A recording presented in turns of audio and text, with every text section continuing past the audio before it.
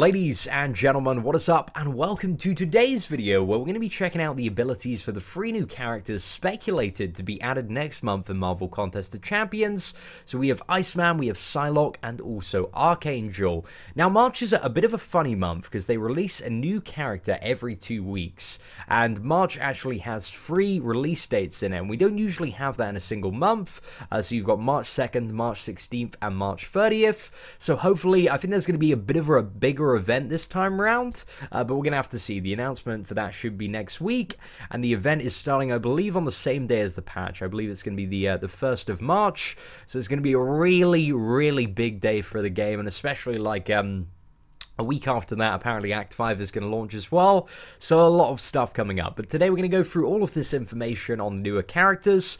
Now, before we start, I just want to give a disclaimer. This is Trucos' very early data mined information, so we don't actually have the full list of abilities and how stuff applies, and we don't have any numerical values. So it's very hard, or, well, it's near impossible to assess, like, how good a character is going to be, but from this video we can get, like, a rough idea of what characters might be useful for and some of their advantages and disadvantages, and kind of start making early predictions and think about which one we might or might not want to go for. But, you know, next week when the event comes in, hopefully we're going to have all the information there, and hopefully MCOC mod video kind of gets out like an early video with all the abilities in full and a little bit of gameplay. That'd be amazing, but I'm not too sure if he's still doing the modding, so we'll just have to go through this and see what's up. So first up, we have Archangel. So Archangel is a little bit of an interesting character. Just reading through his description, he kind of has 2 debuff. He does a bleed and a poison, and those 2 combine together to convert into a neurotoxin. So his signature ability allows this neurotoxin buff to reduce ability accuracy and also block all regeneration on the target.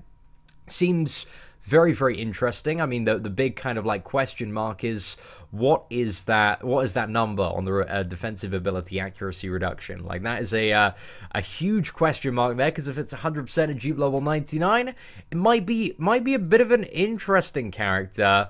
But I think there's also something we need to talk about in terms of like Archangel's big disadvantage. So kind of just reading through like his list of abilities and stuff, it seems like he really relies on you being able to bleed and poison the target.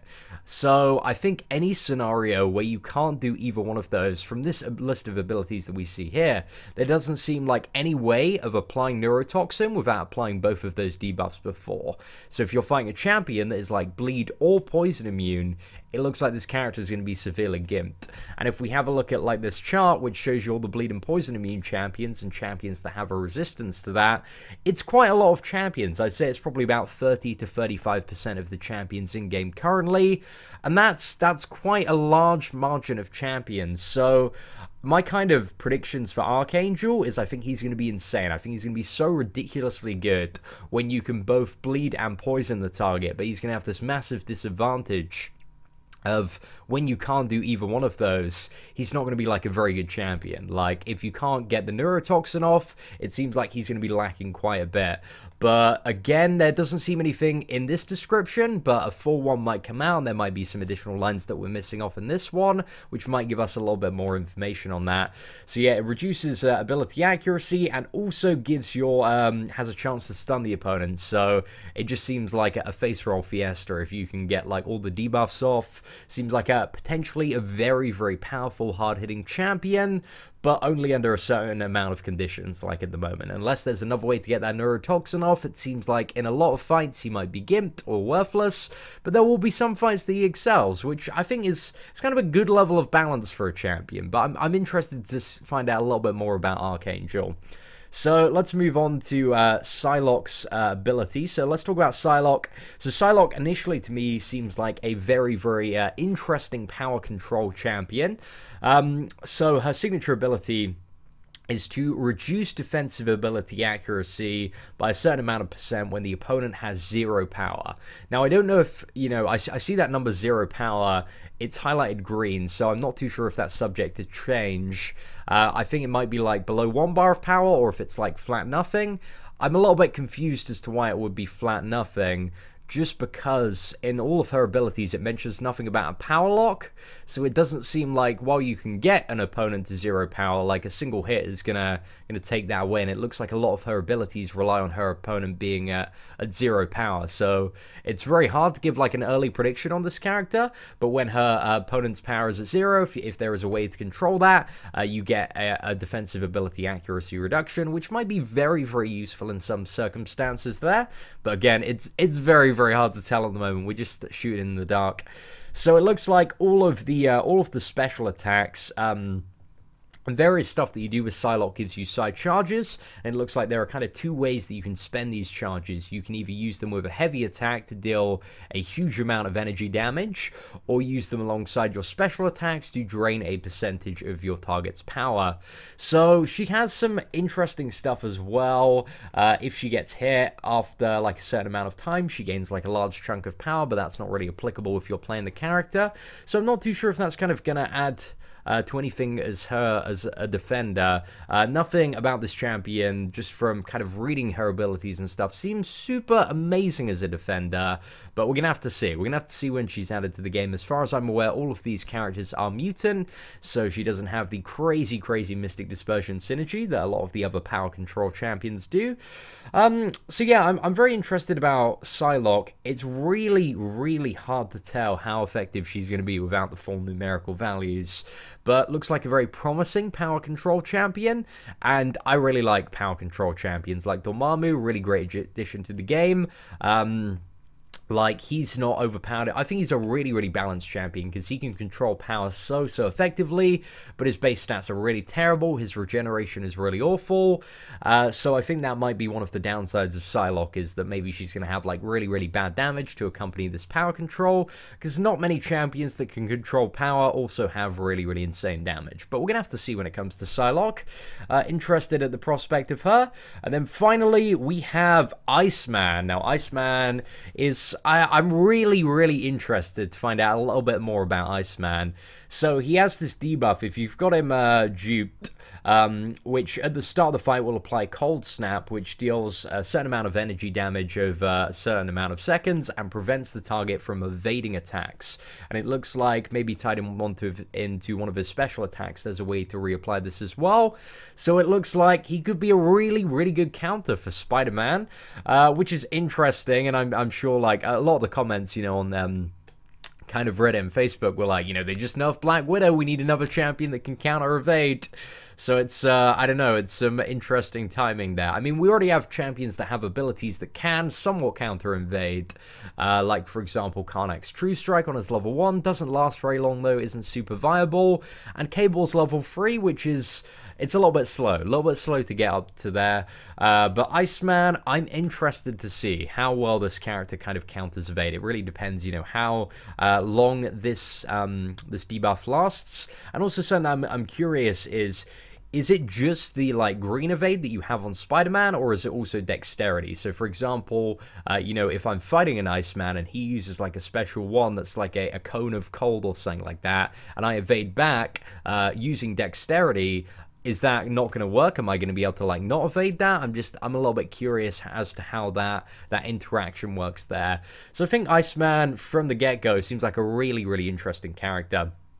So the next thing he has, which a lot of his abilities revolve around, this thing called Ice Armor, and this Ice Armor breaks, and you can break it via different things, but when he's duped, it reforms a little bit faster. And let's go on to talk about his Ice Armor a little bit more. We should probably turn that off. So the first thing also about Iceman is he is fully immune to Incinerate, Bleed, and Poison.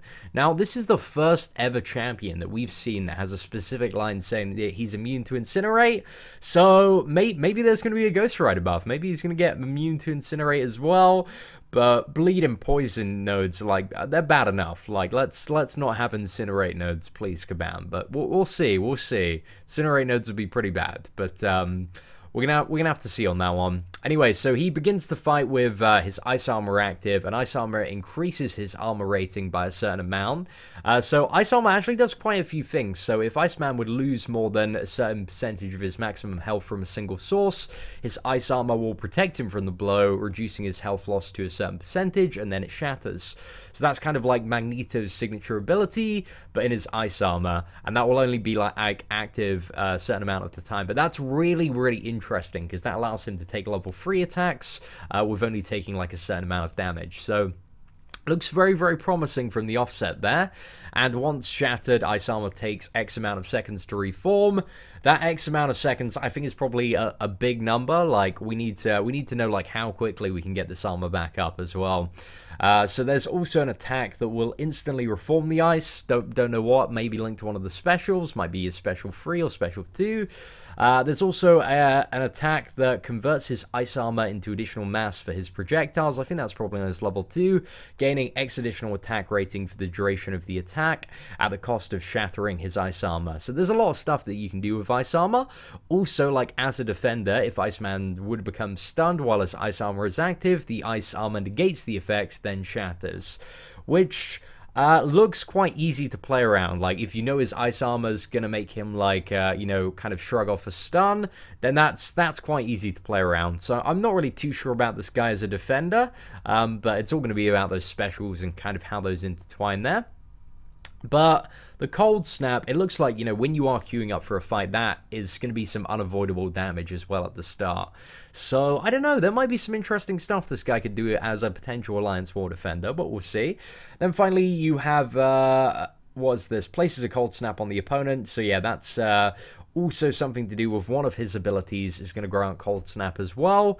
So I'm interested for Iceman. There's a good amount of utility there. There's nothing on like any one of these champions that I've gone, oh, this looks like ridiculously, insanely overpowered. Everything seems like fairly like imbalanced. They've all got kind of their strengths and weaknesses across various stuff. I think one of Iceman's drawbacks is like he's a lot of utility from what I can see. So I think his damage is going to be pretty garbage, but it really depends, yeah, on kind of his base stats and stuff and how those work together.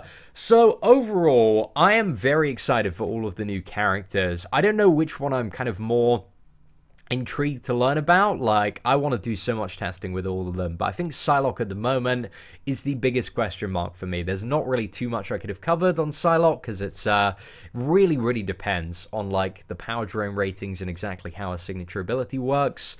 But I think out of all of them, I don't know, as a 5-star, which I might go for one, I'm probably leaning towards either Iceman or Psylocke, but I'm going to have to wait till they come in the game, kind of test out their abilities to the fullest, and then see like exactly how good these characters are.